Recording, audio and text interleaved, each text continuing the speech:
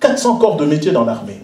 Eh bien, ce qui est fait de façon admirable au niveau national, mon général, notre souhait serait que nous puissions ensemble explorer la voie pour que les jeunes Rennais, les jeunes des quartiers, puissent, au contact de l'armée, bénéficier de stages. Et nous pensons qu'avec votre concours et votre présence ici, et en cela significative, nous parviendrons, ne serait-ce qu'à apporter à ces jeunes cet espoir qu'ils attendent.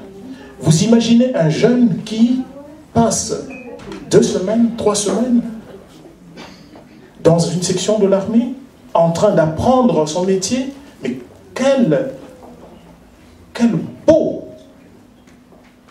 sujet de discussion avec ses parents, avec ses amis.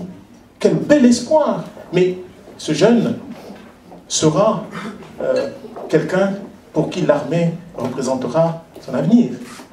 Voilà. Le rapprochement de l'armée et de la nation passe aussi par cela. Et je crois que, mon général, ce n'est pas un challenge hors de portée. Non, j'ai commencé par vous recruter, vous, d'abord.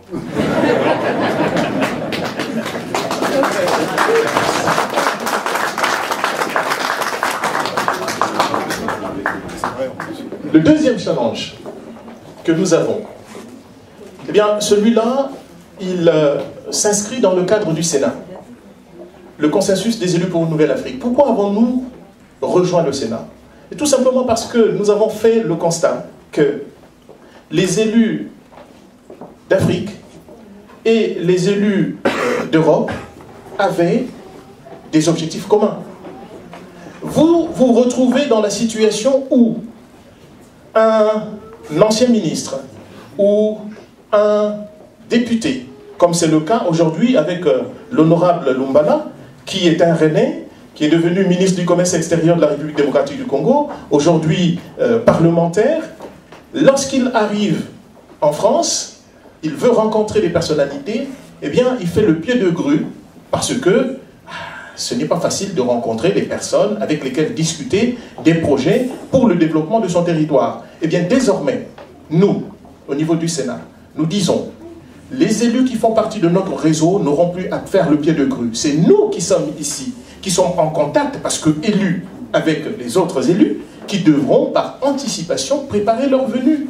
De la même façon que notre Bretagne, qui regorge d'entreprises, qui recherche des marchés ailleurs, et notamment en Afrique, pourrait compter sur nous. Parce que qu'y a-t-il de plus facile pour obtenir un marché que de passer par la voie des élus réunis au sein du Sénat, de façon que toutes les dimensions par rapport au marché soient maîtrisées. Donc voilà ce que nous allons faire avec le Sénat. Et aujourd'hui, il y a un projet qui est en place.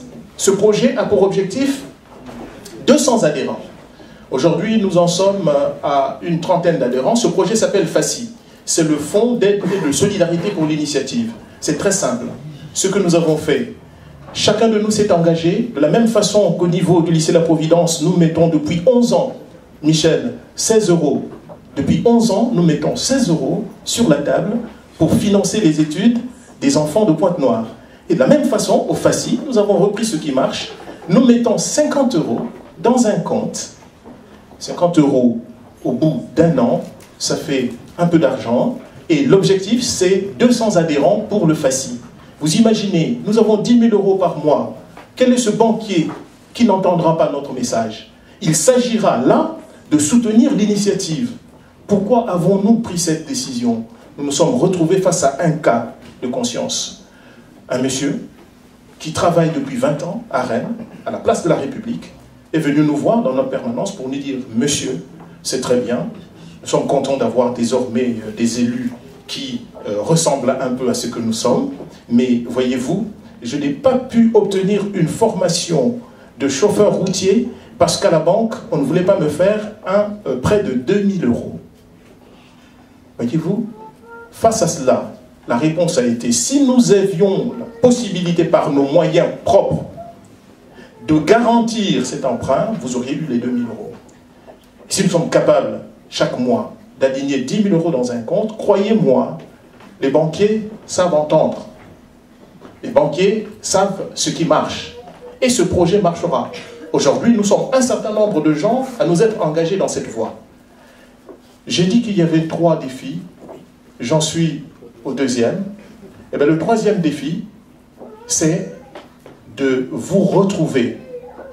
C'est-à-dire, vous qui êtes ici présents, ceux qui n'ont pas pu venir, de telle façon qu'ensemble, nous puissions avancer. Ce n'est pas le défi le plus facile. Ça, je peux vous l'assurer. Mais que chacun de nous fasse l'effort, s'il vous plaît, pour que demain, ensemble, nous puissions porter haut notre région, la Bretagne, avant tout, et ensuite, la France, et pourquoi pas le monde. Je vous remercie.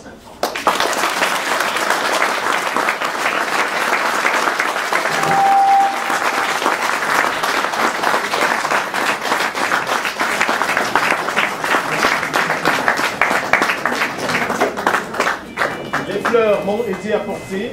Je les reçois évidemment avec plaisir. Je crois que ce sont les Miss Africa, il me semble. Hein. Voilà, les Miss Africa. Vous pouvez venir par là, s'il vous plaît.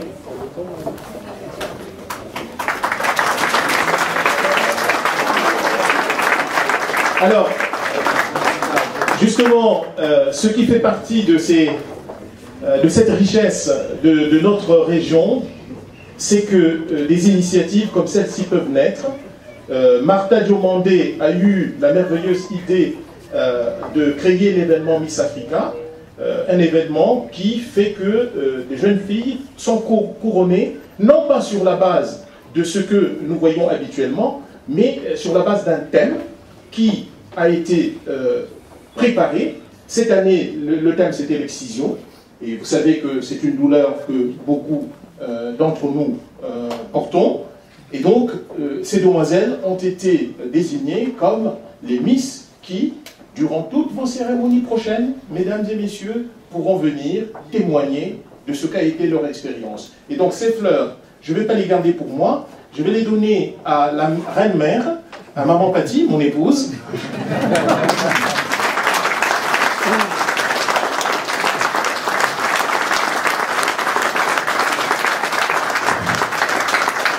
Parce que, voyez-vous, tout ce que j'ai dit tout à l'heure n'a de sens que parce que le soir, quand j'arrive à la maison, il y a une personne qui comprend le sens de l'engagement. Parce que ce n'est pas facile. Depuis 20 ans, tous les mardis et tous les jeudis, pour ne prendre que cet exemple, de 18h30 à 21h30, nous sommes au service de la jeunesse de Rennes pour l'accompagnement à la scolarité. Et il arrive des moments où il y a des mamans qui sont ici, il y a même des jeunes qui sont présents. Il arrive des moments où, parce que le jeune a un devoir à rendre le lendemain, nous dépassons les 22 heures. Je ne sais pas si Georges Padros est par là, mais c'est quelqu'un qui a dû passer par certains moments jusqu'à minuit dans la salle pour travailler avec un jeune. Et quand vous arrivez chez vous, si on ne vous comprend pas, si on ne vous soutient pas, je peux vous assurer que ce n'est pas facile. Alors, à toutes ces femmes qui ont leurs hommes engagés dans la vie citoyenne, à tous ces hommes qui ont leurs femmes engagées dans la vie citoyenne, je vous dis merci et bravo, ces fleurs sont aussi pour vous. Voilà.